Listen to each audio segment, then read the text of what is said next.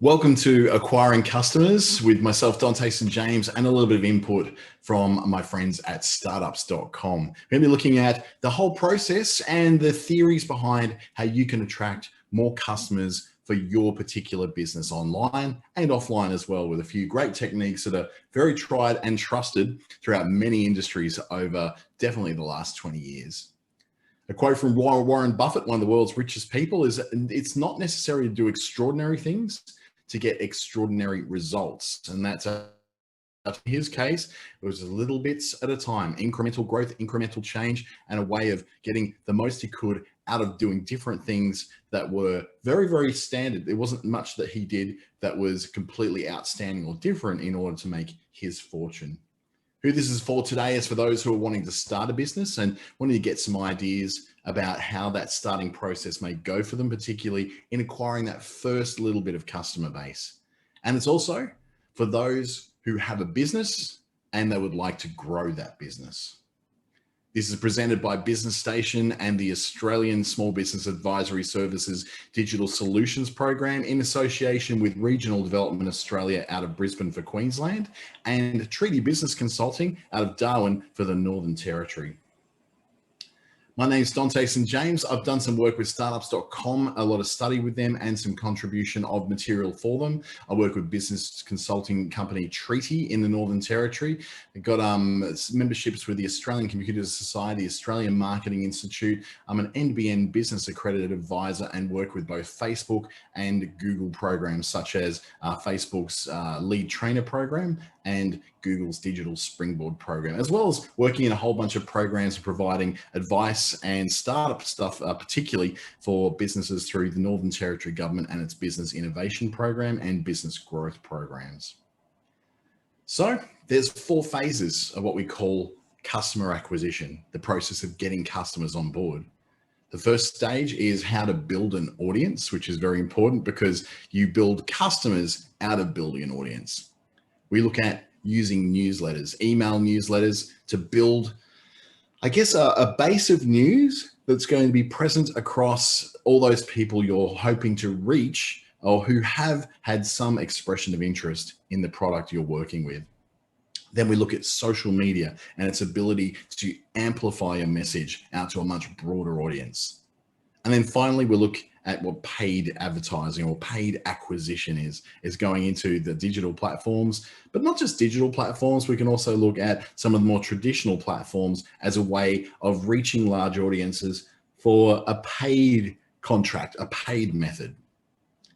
There is no magic formula so much for building an audience. Now, a lot of Instagram influencers will have their magical way of them building an audience. Some Facebook consultants, some TikTok growth experts.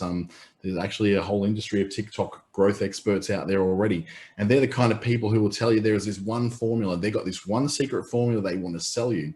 There is no secret formula to this. This is a very tried and tested formula that has worked for hundreds, if not thousands, if not tens of thousands of startups growing out of Silicon Valley, growing out of Australia's startup ecosystem, and in many places all over the world. It's particularly noticeable in some of the large startup hubs like Berlin in Germany, Tel Aviv in Israel, and other centers such as the Fairfax County area of the United States, and Sydney, which is the big startup hub in Australia.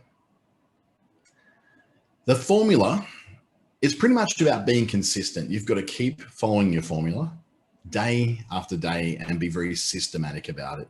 It's not a series of tricks or hacks or sexy little graphics from Canva in some way that are going to make you cut through in ways that no one else has been able to cut through before. It's about being consistent and keeping going back with a rather unsexy formula day after day, week after week, month after month, and year after year. What it's mostly about, though, and there's one thing that most of us in a startup ecosystem and starting a new business can't seem to get our heads around, is it's also about being patient. It won't happen overnight like the old Pantene ad used to say, but it will happen. Now, of course, it can happen overnight, but the vast majority of businesses don't have it happen overnight. You ask almost every successful business owner, particularly in Australia, particularly in small business that's growing, they will tell you that nothing happened overnight. It took a lot of hard work and a lot of consistency and a believing and following and trusting the process to get to the point where their business did actually become a success. So what is the audience building formula? What is the formula you go about that helps you to build an audience that you can turn later into a paid customer for your startup business? Well, first of all, start with friends who are going to listen to you. Now, this is probably a really important place to go, like friends and family, because they can be quite brutal in their feedback. If you show them something, now they can be one of two things. They can be very, very much dishonest about their feedback, but they can also be quite brutal about their feedback. If they're being dishonest about their feedback, you'll be able to pick on it pretty easily. You're not stupid after all. But people who are really, really out there and brutally honest, they're not there to insult you. They're not there to give you some kind of discouragement to tell you to stop doing it and to dream of some other dream. They're really there as, I guess, the messenger of what you need to understand that is wrong with your process or wrong with the way you're approaching things. The beauty about approaching friends and family is that they are a soft landing. They're a place where you can start that doesn't necessarily mean that they're going to stop you short and go, no, this is terrible. They'll give you feedback. They know you. They love you. Next, we look at repeating that message again and again and again. By repeating the message a number of times, we're giving ourselves the chance to refine that message. We're giving ourselves a chance for that message to get out there. The story comes from when I first started my own business in Darwin some years ago, that I placed a TV ad at a very, very low rate in what they call distressed inventory. So it wasn't in prime time.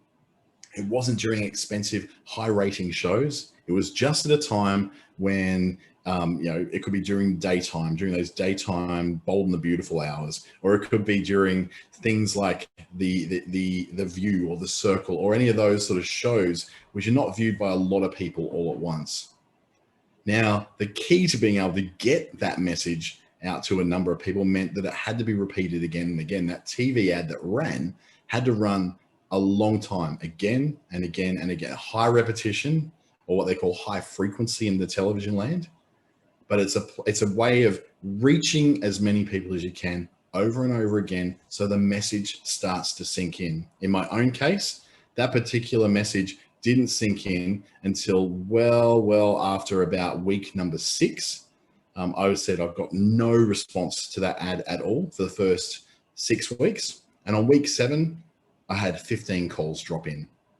Was it magic? No. It was just simply giving that message time to sink in, to be seen, to be understood, to be seen again, to be further understood, and then finally to start hitting that core lot of people who found that message was relevant to them.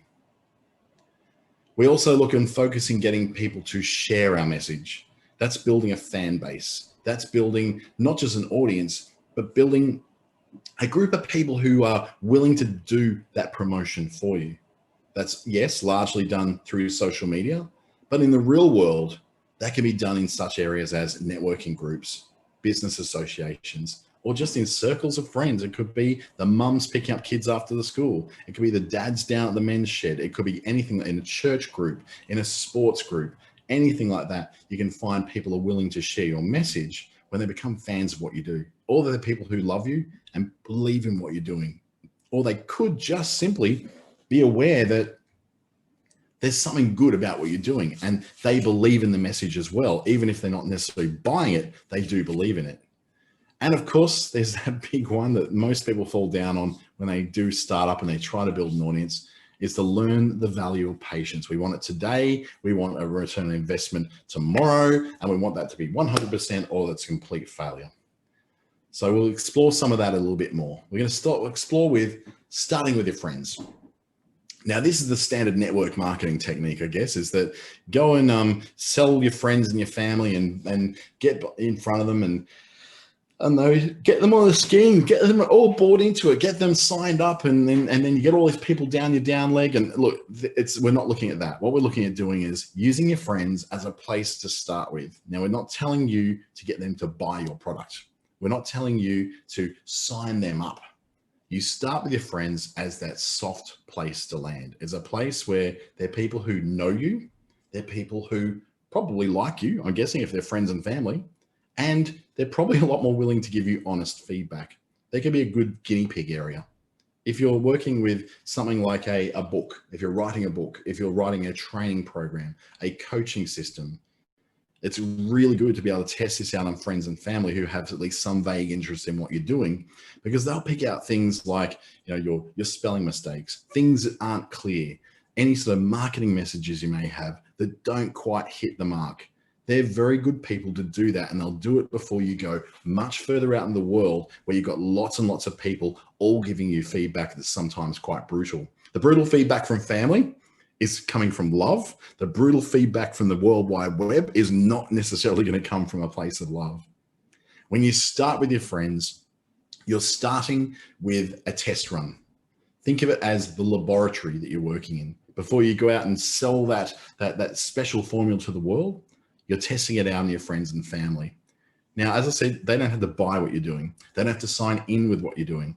You just have to make them aware of something you're doing. And the reason for this is that your friends and family don't only know you. They know a whole bunch of people all out there in the world, whether it's through their social media platforms, whether it's through their social networks in the real world, through the associations they are part of, through the business networking that they may be part of, through the school groups, the mums groups, the dads groups, the kids after school care groups, all those areas where they have their touch points. You get to your family and friends first with your message and making sure it's very clear what that message is, simply because they can then do some of that marketing for you. How many times have we had it come up in our lives where somebody has started a new business, say in interior decorating, and it could be something where you've told someone that you're doing interior decorating and they're a member of your family, and they go, oh, I know that that Rachel, she's actually looking at the moment to do some renovations at home. I'll have a chat to her, see what she's looking to do. And next thing you know, you're chatting with Rachel about doing interior redecorating there. So there's some really good ways to make sure that you've got access to be able to get to that network of all the people that you know and their broader networks, is by letting them know what it is you do. Starting with family and friends makes a lot of sense. And then there's repetition. Now, with family and friends, that repetition could be as simple as popping in and, having conversations with them every so often, making sure that they know where you're up to and you know where they're up to, and if they've had any friends that have expressed any interest. Now, this doesn't have to be formalized, such as, oh, hey, mom, just ringing to see if you told any friends about me yet. It's not quite that unnatural. It's a bit more organic than that. It's more of a case of when you go and see friends, you're out to coffee and you're going, oh, you know how you talked about Rachel who needed to get that renovation stuff done? Do you have a number? So I wouldn't mind giving her a call to see if there's something I can help with. And in that case, it'd be like, okay, it feels a little bit more natural rather than having a specific meeting with someone with the express purpose of talking to them about getting that on board. Or then it could be something else that's as simple as repeating your message to your family and friends when you see them, in that they ask you, oh, so how have you been? I said, oh, yeah, really, really well. That business has started up a couple of months ago. It's actually starting to get some momentum now. I've managed to, convince a few people that I know what I'm doing. And they may ask something such as, well, tell us what it is that you're doing. Tell us what it is, and explain what it is you're supposedly doing so that we can sort of help you out a bit. That's what you want. You want that curiosity to come back from your family and friends and anybody else who you happen to talk to about your particular product or service that you're starting up. Repetition is the name of the game when it comes to any kind of marketing. It is very, very common in television and radio, where they call it reach and frequency. Reach and frequency is all about reaching the maximum amount of people, the maximum amount of times that you can afford to with the budget you've got. Now, I'm assuming that when you're doing a startup, you're not going to have much of a budget. You've probably got zero budget. So this is where your reach and frequency becomes the reach of your personal network and the frequency of your ability to talk with people in your network about what it is you're doing. So if you're starting up your own digital marketing agency and you want to start doing Facebook page management for people and posting and doing ads for them, then it's worthwhile letting people know that, because everybody's got Facebook practically. So if they've got Facebook, you can say, hey, I've started that business. Well, it's all about doing this for businesses. Do you know anyone who seems to be looking for this kind of stuff, or any businesses that got really crap social media? And it could be even more natural than that. It could be quite simply that when you catch up with friends and they ask you how that business is that you've got going, you say, look, to be honest, it's really slow. It's taken a bit of time to get the thing moving. What I really need more than anything is just some kind of idea of how I can get to people who are having trouble with their social media. And then, someone might go, well, I don't know. I don't really know any business owners. We're all just employees. We're around my network. Or it could be someone sitting at that table who says, hey, you know what? I know someone. And then that's the beginning of acquiring a new customer. That's the beginning of at least following up that lead and having a conversation with someone that could lead to being a customer in the future. Then we move to sharing and sharing alike, which is step 3. And this is very, very much about sharing your story, sharing what you do, and leveraging your network of people. So that's your friends, your family, particularly on social media, because this is where it's having its most powerful effects, is being able to share your message and then having your friends share your message for you. Now, that is definitely easier said than done. It will come down, like, as you know, people aren't just constantly sharing the messages of their friends and the messages of their friends who own businesses. It's kind of creepy when people do that. We're talking about the ability for you to be able to create content that actually matches the kind of things that your friends would share. Thinking about memes, we're thinking about videos, we're thinking about something that isn't necessarily all about you going, hey, I'm a business owner. I need customers. Here's what I do. Here's how you engage me. I'll speak to you now. We're not talking about something quite that non-organic. We're talking about something that's so much more natural. It's about talking to the problems that your potential customers may have and putting it in a format that people like your family and friends will be willing to share with other people. Now, you go one of 3 different ways with that. You could go down a path of making it funny and entertaining. It can be very difficult to do that if you're not naturally fun and entertaining. And it's probably one of the hardest ways to go about it. And it's why, TikTok has taken off so much, because it's so funny and so entertaining and so informative and very short, sharp, and very to the point. It's very hard to see how any of that will be tying back to a product that you can possibly buy.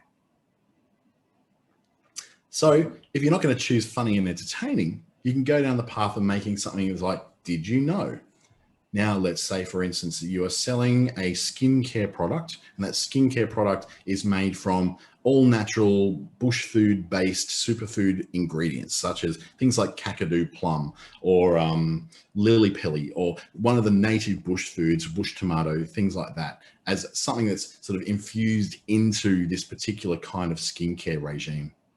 How you could paint that is by saying, did you know that there is a bunch of superfoods that are native to Australia that can be eaten, taken as a tea, or even put into a great skincare range in order to help you to get better skin without all the harsh, nasty outside chemicals.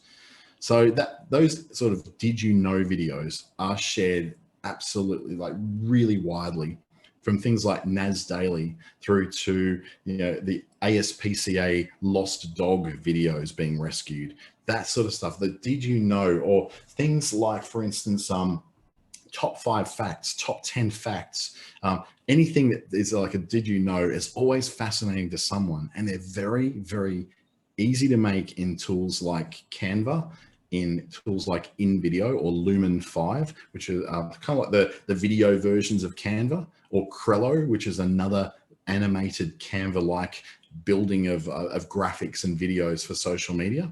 And they can be put together in templates, so it makes it kind of easy for you to do it. If you can do a top 5 or here's the top 3 reasons why you should go on holiday this year if you're a travel agent, then those sort of things are powerful to be able to be shared, because they feel like content and they don't feel like ads. So that when you're making that content and you're sharing it with your friends, they're much more likely to share it on because it is actually interesting. It's got some interest to it beyond you just trying to sell a service. You can always brand it throughout it. You can brand it at the end. The whole point is, at this stage, we're trying to grow an audience so then we can develop a customer base from that particular audience. And sharing on social media is certainly the most common and the most effective way to amplify that message out. And then the one we all hate, because none of us have got this, is patience, young Padawan, patience. It takes time. It really does. You cannot expect to do this, make this video and go viral overnight the first time. So few people have done it. TikTok has given us, and things like Instagram Reels have given us this unrealistic expectation that all we have to do is produce a really cool video and that it's going to blow up on TikTok or go viral on YouTube and it's going to take over the world straight away. It simply doesn't happen like that. Yeah, sure. Okay. It has happened before with a very few people, but we're talking about, 1,000 people out of about 2.7 billion people that have had these things go completely viral and made them rich. It's probably not going to happen for you or I anytime soon, but we can maximize our chance of getting there by taking these formulas to build really good content that grows out to become good promotional content that your friends and your family can share, and that people who know you can share beyond just your network of people, and then do it again, and then do it again, and then do it again, and then do it again. At some point, something that you're going to do is going to cut through. An example of something I did was to do a series of videos through my previous digital agency, ClickStarter. Now, one of the videos I made were all about, did you know facts about the internet? Did you know facts about these particular social media platforms? And I did 1, 2, 3, probably 17 different videos of this over 17 weeks. And I was getting 3, 4, 5, top of maybe 20 views on any video on social media. No one seemed to be interested, until I made a did you know about a particular market. And that market was Alice Springs. And there was little facts about Alice Springs. Did you know that Alice Springs has a population of this made up of this demographic? Did you know that Alice Springs has a higher per capita number of businesses for the population than anywhere else in regional Australia? Like those kind of facts. That went viral. Now, by viral, I meant like Northern Territory viral. I'm not talking about millions. I'm talking about tens of thousands of views. So I went from a top of 20 views to tens of thousands. Like I'm talking about 38,000 views of a particular video, because I just happened to hit the right topic at the right time, and it just seemed to work. Now, I repeated that formula with a couple of other markets. I did one about Cairns. I did one about Busselton in WA. I did another one about Broome, another one about Darwin. None of them did as well as that Alice Springs one did, but it was a formula I hit on that did work. It definitely didn't get me just 10 or 20 views anymore. They were definitely in the thousands now. Did I get 38,000 views for all of them? No, I didn't. But I got well over 6,000 views for all of them, which was a much bigger improvement. But I wouldn't have known to get there unless I took that time to test a whole bunch of stuff. I just tested things that are about the actual stuff I was selling, tested, did you know videos about, or explainer videos about the products I was selling? Did you know and explainer videos about me? And it wasn't until I actually hit something that actually got into the minds of people who were in certain places like Alice Springs. There's not even 38,000 people in Alice Springs, mind you, that I finally hit the jackpot and found that formula. Now, it didn't work forever. I had to keep being patient and going, well, this is going to work for now, but it's not going to work forever. I need to do something else. And then I was back down before I knew it to 50 to 100 views. Still better than 20 views, 50 to 100. And then I hit another mini viral video a little bit further down the track, which was all about how to spot scammers when it comes to buying a website online. That one got up to about 24,000 views. And then it dropped off again. So if I did these on how to spot this, how to find this, how to know if someone's lying to you about blah, those kind of explainer videos, they also ran their course. So I had to keep going and going and going on ideas. So I'd have this peak of lots of viewers and a bit of a trough again, but the trend line was always up. I never went back to that 3 to 4 to 5 to 20 video views ever again. It was always well over the thousands by now for that particular brand as I was in control of it. Things have changed now, obviously. Priorities have changed and the viewing habits of people changed. what the key message that always will be there is you have to be patient with these things. It's not going to happen in a week. It may happen in a month, but it's probably not going to happen then either. It may happen within 3 months, but it's more likely to happen within 6 months. And it's definitely much more likely to happen within a year. In fact, most marketing efforts you'll go to when they come to the online sphere can take up to 12 months to really start to get in there. That's because if you're coming from a dead stop, from a blank canvas, and no one knows who you are, to trust you, they need to get to know you. To get to know you, they need to be exposed to messages about you, and you're going to have to pay for these things. You're not always going to be able to do it in such a way that it's free and organic. You're going to have to get it in front of a target audience one day. Because as anyone who knows that's got like 50,000 followers on Instagram, that doesn't equate to 50,000 people knocking on your door ready to buy your products. That's pretty much half of them are bots, another quarter of them are other businesses, and the remaining quarter are potentially customers, but probably not in your market. So if you realize that when you blow things up on the internet, it doesn't necessarily equate to customers straight away. But if you can get the right message in front of the right people, and it just so happens to get into other people's inboxes and into their feeds as well, that's great. But getting the right message in front of the right people a number of times, not just once, is what's going to lead you to get that result over a period of time. I'd like to say it'll happen in a month. Probably won't. 3 months, maybe. 6 months, possibly. 12 months, you're going to have a result of some sort by then. But by then, when I say getting a result, doesn't mean getting your first customer is going to take you 12 months. Certainly not. It just means getting that steady stream, that sales funnel, that steady stream of people coming into the top and working down the get to know you funnel until they drop out the bottom as a customer. That will take time. But once you start it and you keep that momentum going, there's nothing to stop that funnel continually to run, continuing to fill up and drop out new customers, dripping through all the time. So will you have 1 million people drop through in your first year? Probably not, but you may have 1,000 people drop through. Will you convert all thousands of them? No, you won't. You maybe convert about 100 of them. That's still 100 more than you got right now.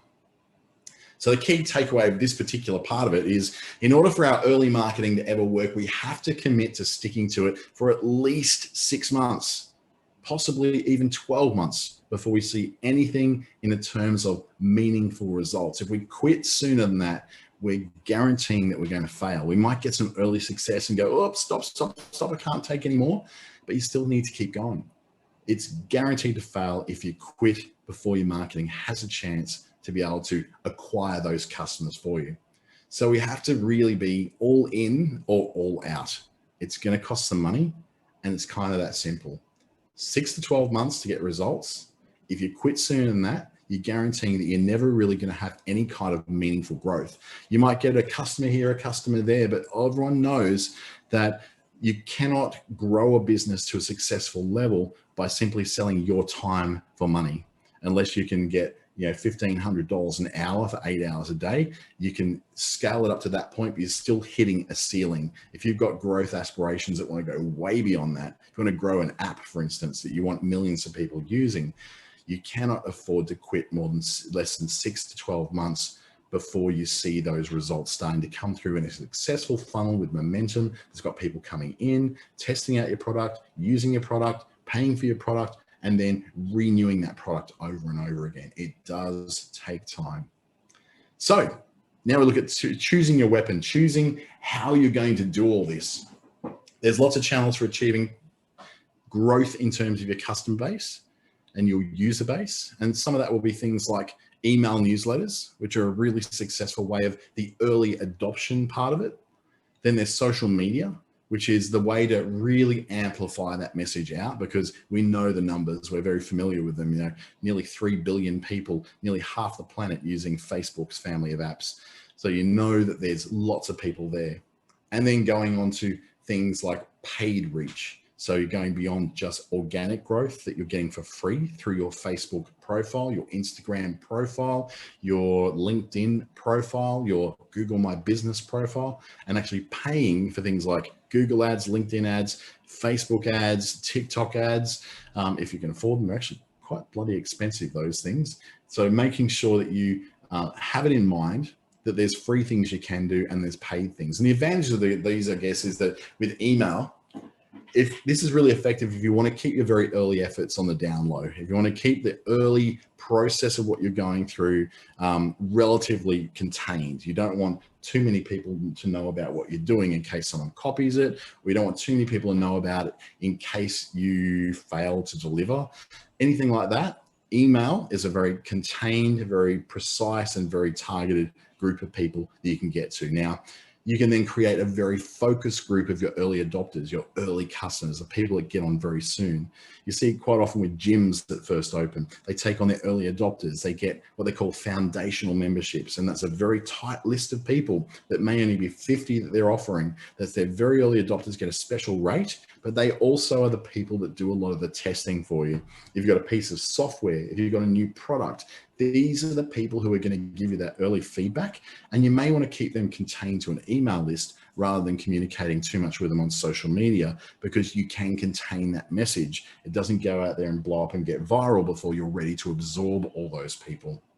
It's also great for telling a lot of stories and giving a lot of product updates. One of the things I love about the Indiegogo or the Kickstarter model of releasing new products is that there's lots of stories get told. There's the story that gets told on the Kickstarter or Indiegogo page that tells you all about the why and how they came up with this idea, how they're building it, how they plan to deliver that product to the masses. They can let you know what the updates are along the way. So I bought a podcast kit called a Manocaster, and it's this big box podcaster. It's got headphones and microphones and the little mixing desk and buttons that you can press and pre-program for sound effects. It's fantastic. I bought it through Kickstarter. It ended up costing me around about $450 Australian for this, but it took me about 6 months to get it because it was still being built. So the story along the way, even though I paid up front and said, yeah, I want to support this up front, when they finally got to the point they said, yeah, we're now doing this, we're building it, we're going to charge a credit card. I was like, you know what? I want this to happen because I now not just want this product because it's great, but I want it because I believe in the story that the people are actually producing about it.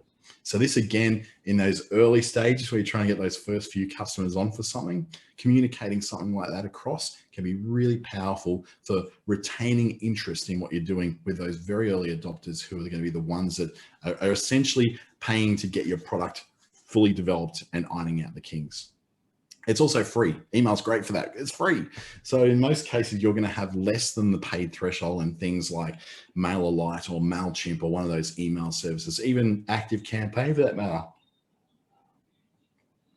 So having something for free at the stage where you're still building your product and still building your service model out is great, because that's one less expense you've got when you've got so many expenses going on with just trying to build this business. But the problem with email marketing is that you may not have many email addresses to market to. And in this day and age, we're not really supposed to, with the Spam Act of 2003 at the least, make sure that we're not violating any privacy principles, violating any acts of parliament that say that we can't just buy a list of people who are solar inquiries or buy a list of people who are educational product inquiries and then spam them with information about our particular thing. So it's very important, if you're going to base your early marketing efforts on reaching people for growing a customer base, to make sure that you actually collect email addresses. Collect these things, business cards, and make sure you get all those email addresses down. Even try to segment them if you do. Even if you're not using something like MailChimp, even if you're not using a mailing system, use a spreadsheet and have those email addresses down there. Segment people into the kinds of things they're interested in, or the kinds of things that you potentially could present to them as something of interest. I could look at James from the cinema and say that he's probably not going to be interested in attending any workshops because he volunteers at the cinema and works a full-time job during the day. So what I could probably interest him in is something that's more to do with maybe, I'm looking at a real business card here.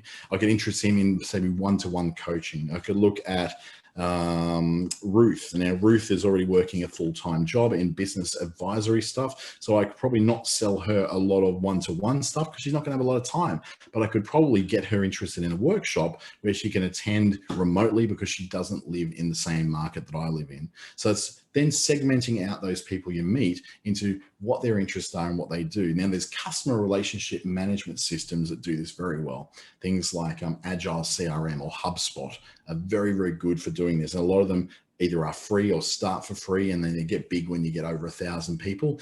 In your case, as an early startup in a small business, that's going to start small. This could be a great way of you doing it. But if you want to start really simple, just do it on a spreadsheet, on Google Sheets or Microsoft Excel, and just segment people out, group them into columns and say, these are my hand sanitizer customers. These are my medical mask customers. These are my coaching customers. These are my one-to-one customers. So you then have a little list built in every time you want to send out something like these email updates. Moving on to social media, yes, it's very good at quickly reaching a very big network of people very, very easily. It's great for asking questions of people who know you and who follow you, and creating some kind of feedback loop where there's dialogue coming back from them. There's feedback about what you're doing. You can see whether your pricing is right, whether your colors are right, whether your offering is right, whether what you're doing has any interest at all out there. You'll know quickly through something like social media, because people like to give their opinions on social media. In case you hadn't noticed, there's a lot of opinions flying around, and opinions about your products and your services are very much included in there. Social media is great because it's free. It's also free. It's also doesn't cost you to reach the network of people that you're connected with. Now, in the case of Facebook, you may have a very limited network of people because you want to keep that as a personal place for yourself. You want to keep it private. That's great. On LinkedIn, though, when you're selling to businesses and other professionals, this is a fantastic opportunity for you to grow a much bigger network. You don't have the same kind of limits that you do on Facebook, where 5,000 friends is as much as you can have before you have to go across to a Facebook business page, which then puts you in a position where your page just doesn't seem to reach people at all. But on LinkedIn, organic reach is still very, very strong. And by organic reach, I mean the ability to connect with lots of people and reach them with messages in your inbox is very, very good. I have really targeted my LinkedIn messages down to such a point that I know exactly the kind of thing that they like to read and do. They like it when I tell a story. They like it when I tell a story about an experience I've had. They like it when I tell the story in text, not with pictures, not with videos, just in text. And I know that that works because I post something a week ago and it's still getting likes and shares and follows even now a week later. Unlike Facebook, where it seems if you post something, it goes away and no one ever sees it again. So LinkedIn's very good for that. If you want to build a network of people who have got the ability to take on business services you're providing or products that suit someone who's a professional or in a business, then it's definitely a great place for you to grow it. And yes, it is free as well. There are paid platforms. We'll look at that in a second. But at the moment, LinkedIn's great for organically reaching people with a message that they at least find some interest in. Now, I didn't just come across this overnight. It took me years, since 2014, when I wrote my first LinkedIn article, and it went viral to the effect of, 56,000 views of this particular article.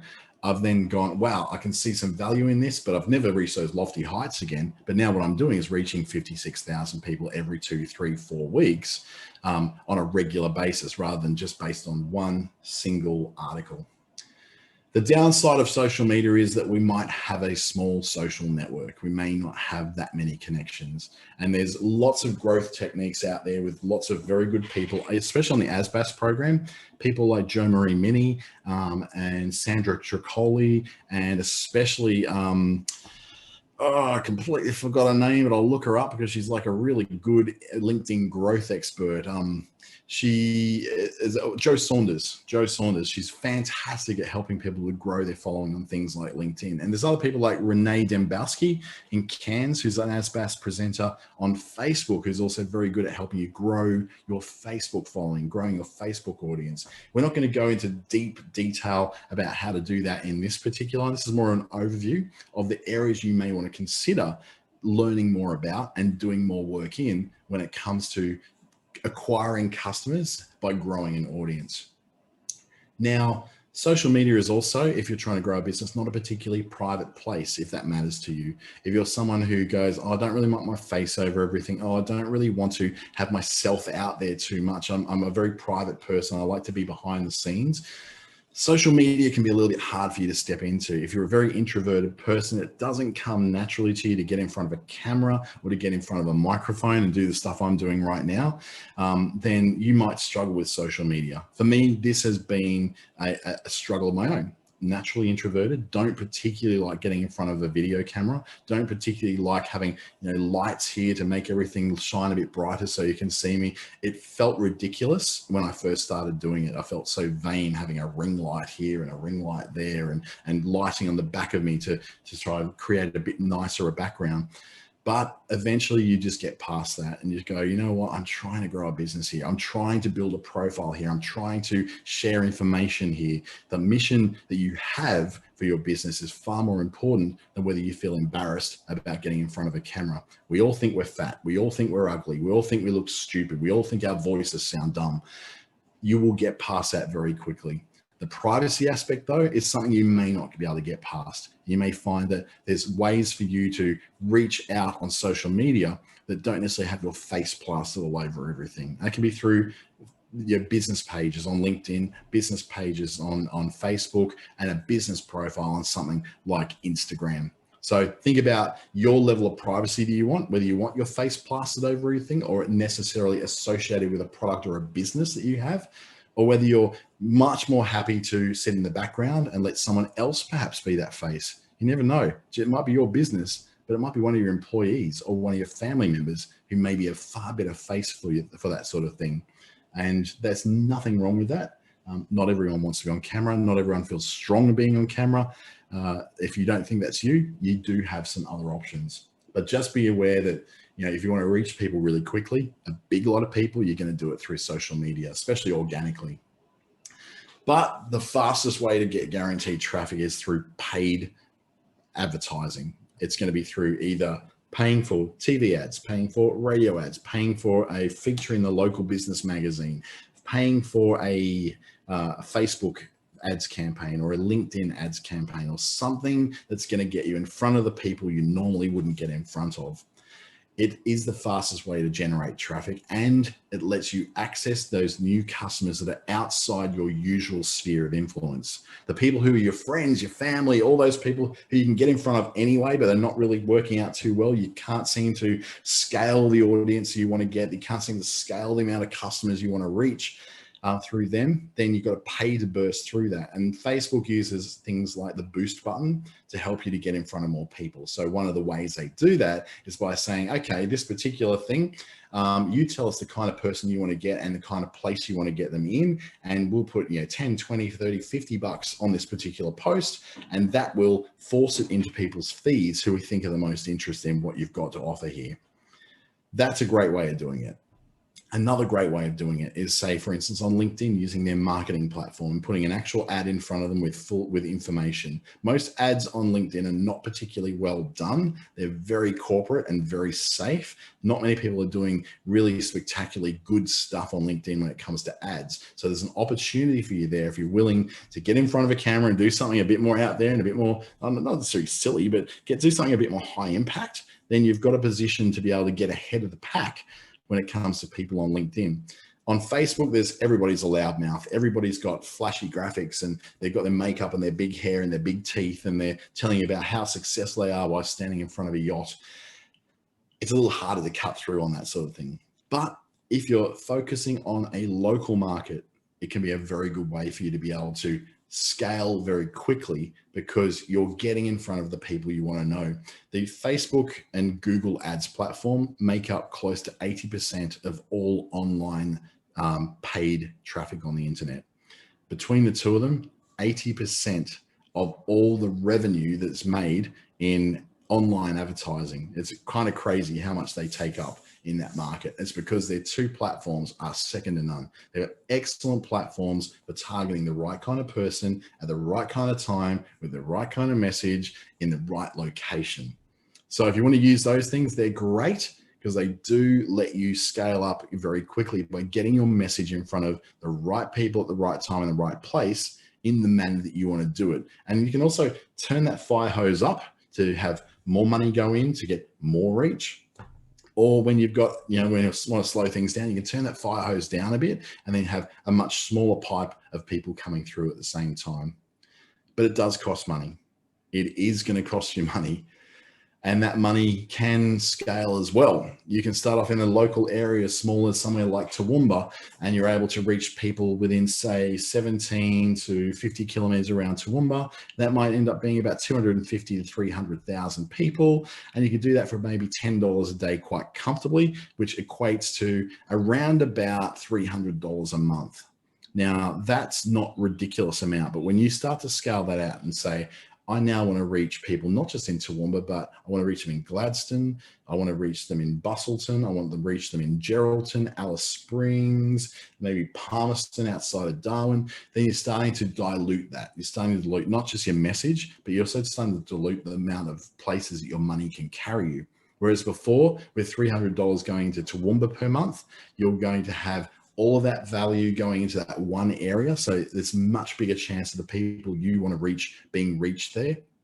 Once you start diluting that out and your 300,000 adds another 40,000 here, another 100,000 there, another 23,000 there, another 32,000 there, you're starting to go, okay, now that budget's got to reach people in a lot more different locations than just this one. So yes, it is going to cost money, but also, there's no real guarantee that that traffic that's going to come through to you, whether it's for a lead form, a landing page, a messaging request on Facebook or Instagram, or a lead form that's on Facebook, or some kind of location or action that you want people to take, we don't necessarily know that the traffic that's coming through there is going to be good quality buy now traffic. In fact, in the very early stages of any advertising campaign, it's probably not going to be good buy now traffic. It's going to be brand awareness traffic, curious people, tire kickers, people who are going to go, hey, that's an interesting thing. I'll take a quick look, but not actually do anything about it. They'll take a quick look and may not come back again. These platforms do allow you to do what something's called remarketing. And remarketing or retargeting is a way of going, okay, you watched my 1 minute video, you watched 15 seconds of it. That in internet time is a lot of time. So I understand that you probably have some kind of interest in what I'm doing in this video. Great. So now that I know you've watched that for 15 seconds, I want to send you a second ad, which is more direct. So since you're interested in this, this is how you buy it. And that's probably the greatest power of internet advertising at the moment, for paid traffic at least, is the ability to be able to retarget people who have viewed your videos, who have visited your website before, or a particular page on your website before. Facebook and Google are both excellent at that. If you ever noticed, if you go and look for, say, an airfare on Virgin or Jetstar or any airline, really, even Qantas, how for the next 2 hours or day or so that you'll see ads for those particular flights to that particular location showing up as you're moving around news sites and other places on the World Wide Web. That's remarketing and retargeting. It's taken, oh, look, this person's interested. Let's deliver them more messages to help them get them across the line, rather than just having them interested in looking at flights, actually going through and completing that purchase. Happens all the time with online stores. You go and look at clothing that you want to buy online through an online retailer, you will be retargeted for ads on Facebook, on Google's network of ads all around the internet, reminding you that you have an interest in that particular retailer.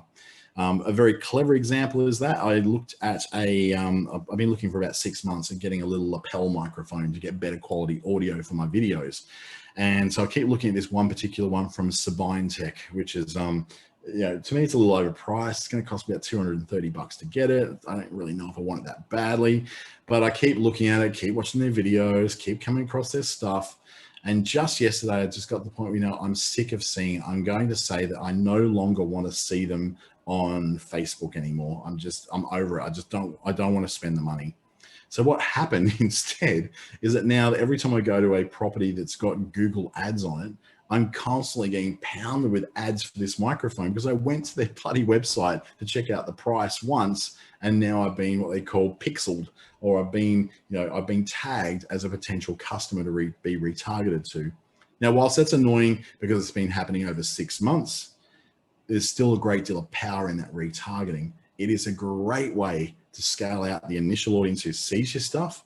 It's an even greater way of scaling it back down to the people who have shown a defined interest in your product. There's a very good chance I will still buy that microphone at some point when I finally get across the line to do it.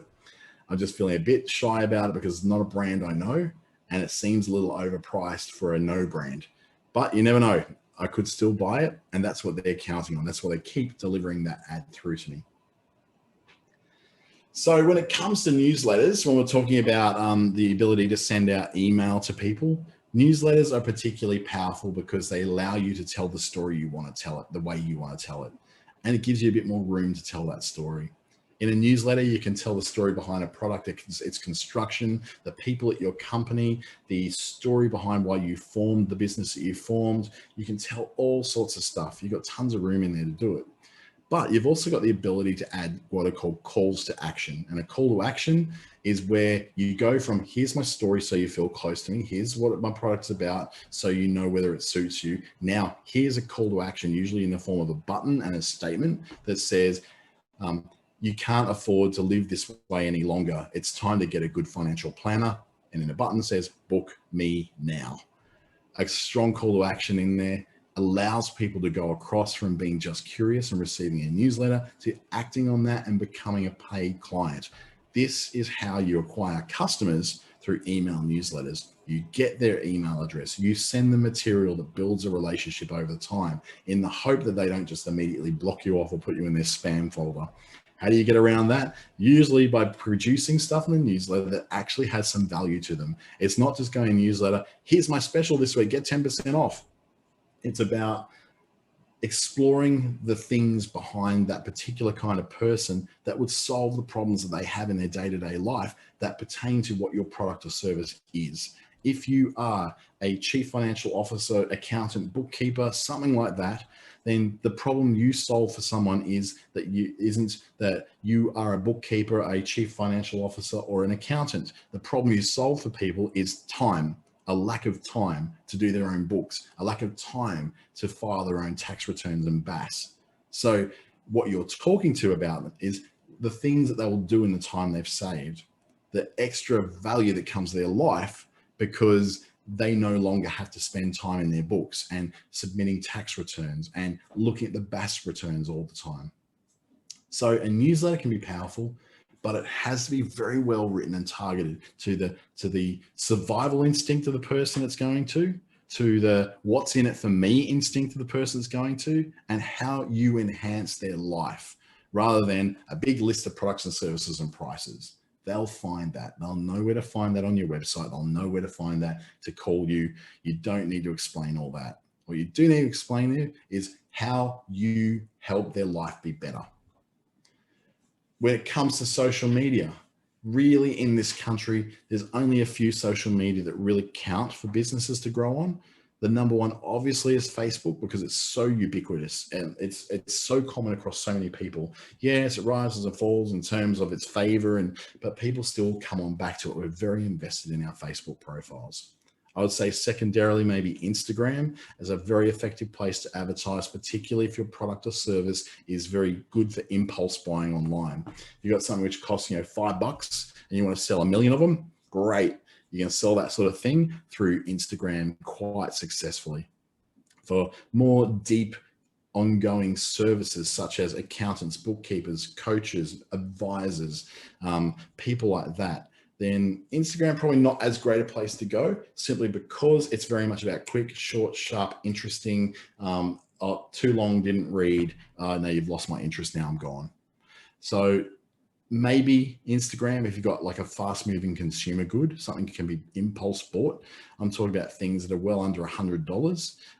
But when it comes to something that's going to be a bit bigger, a bit more of a high value thing that has a lot of effect for people who own businesses, who are quite high powered people in government organizations, not-for-profits and corporations, then LinkedIn is very good for you to be able to reach people, because those people are there to do business. They're not on LinkedIn to waste time. They're not on LinkedIn to look at pictures of cats falling off skateboards. They're there specifically to be talking about business, learning about business, sharing with a community of other business owners.